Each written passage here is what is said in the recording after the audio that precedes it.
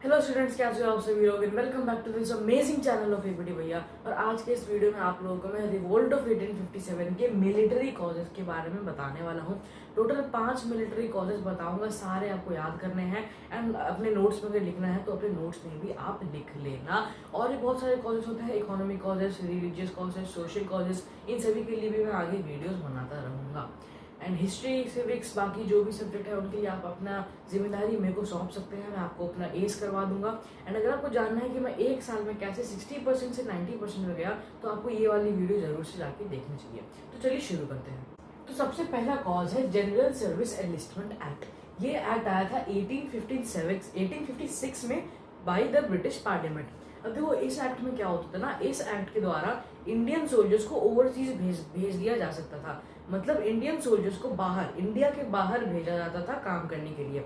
अब देखो, जो भी ब्राह्मण सोल्जर्स थे इंडिया के, जो इंडियन आर्मी में जो भी ब्राह्मण सोल्जर्स थे, उनके लिए एक टैबू था। मतलब उनके लिए ओवरसीज जाना सी का अपमान करने के जैसा था। इसलिए उनके जो रिलीजियस सेंटिमेंट था वो बहुत ज्यादा हर्ट हुआ था इस एक्ट की वजह से।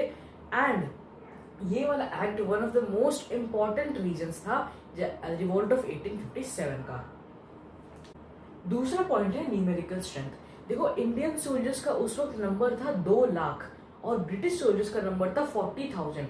अब 2 लाख जब 40,000 के साथ लड़ेंगे तब ऑब्वियसली इन 2 लाख के पास थोड़ा अपर हैंड रहेगा। इसीलिए इंडियन सोल्जर्स को थोड़ा एक मोटिवेशन आया कि भाई हमारे पास ज्यादा नंबर है, हम ब्रिटिश सोल्जर्स को आराम से हरा सकते हैं।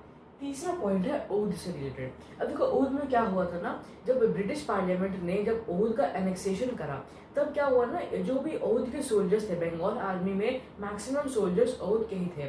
अब जब इन सोल्जर्स को जगह पर, इन सोल्जर्स के होमलैंड को जब कैप्चर करा गया, तब इनको ना बहुत दुख हुआ। इनके मन में हेटरेड आने लगा ब्रिटिश गवर्नमेंट की तरफ से। एंड ये जो भी रिवॉल्ट का जो पहले से जो इतना सारा पहाड़ खड़ा हुआ था, उस पहाड़ को और बड़ा कर दिया गया था। चौथा पॉइंट है अनजस्ट ट्रीटमेंट। देखो, अनजस्ट ट्रीटमेंट में क्या होता था ना कि इंडियन सोल्जर्स के लिए हायर रैंक्स अवेलेबल थे ही नहीं। एक इंडियन सोल्जर चाहे जितना भी अच्छा परफॉर्म कर ले, उसको हायर रैंक्स मिलेंगे ही नहीं। वो बस ब्रिटिश सोल्जर्स के लिए रिजर्व थे। एंड ब्रिटिश सोल्जर्स को सेम काम करने पे 8 गुना ज्यादा सैलरी मिलता था। फॉर एग्जाम्पल, अगर एक इंडियन सोल्जर एक नॉर्मल सिपाही है तो उसको 10 रुपए पर महीने मिलेंगे, और एक ब्रिटिश सिपाही को, वो भी नॉर्मल सिपाही है लेकिन उसको 10 रुपए के बदला 80 रुपए पर महीने मिलेंगे। इसीलिए उनके मन में थोड़ा हेटर डालने लगा कि भाई हमारे कंट्री में आके तुम हमारे साथ ही डिस्क्रिमिनेशन कर रहे हो। पांचवा रीजन है अफगान वॉर। देखो, अफगान वॉर में हुआ क्या था ना कि सबको लगता था कि ब्रिटिशर्स लोग भाई इनविंसिबल है, ब्रिटिश लोग हार ही नहीं सकते। लेकिन फर्स्ट अफगान वॉर में ना बहुत गंदी तरीके से ब्रिटिशर्स को हराया गया था अफगानिस्तान द्वारा। तो यही ब्रिटिशर्स की हार को लेके इंडिया के अंदर एक मोटिवेशन आया कि हाँ भाई, ब्रिटिशर्स लोग अमर नहीं है, हम लोग हरा सकते हैं ब्रिटिशर्स को बहुत आसानी से। तो ये 5 पॉइंट्स थे मिलिट्री कॉजेज। सारे मिलिट्री कॉजेज मैंने आपको बता दिया है। इसी तरह मैं religious causes, social religious causes, economic causes and बहुत सारे कॉजेज की वीडियोस लाता रहूंगा आपके लिए।